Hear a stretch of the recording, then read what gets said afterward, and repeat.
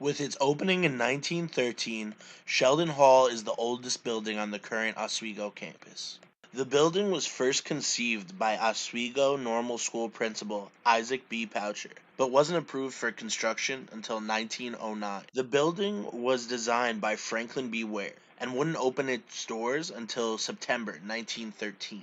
Because of difficulty enrolling male students during World War I, the building hosted Army Training Corps, where the men could go train and go to class. This would remain the only building on campus up until 1932. The building would then be renamed as Old Main. On January 18th, 1941, a fire would cause major damage to the building. This would lead to the gutting of the building's auditorium. Then, in 1950, a suspected arson would cause $5,000 to $6,000 in damage to the second floor library. They would find spent matches in the library, and a large expensive oil painting went missing.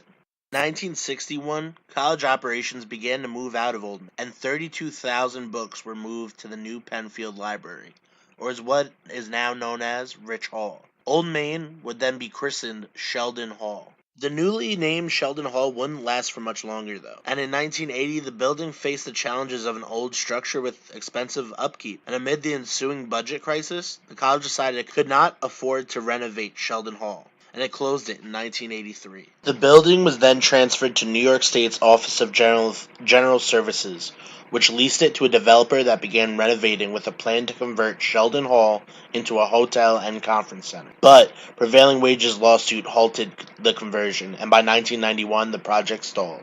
Ownership would revert back to SUNY Oswego in 1998, and by spring 2006, its West Wing would start hosting courses in rooms that retain the building's traditional charm. And more recently, students have had the opportunity to live in the East Wing because of high demand for student housing.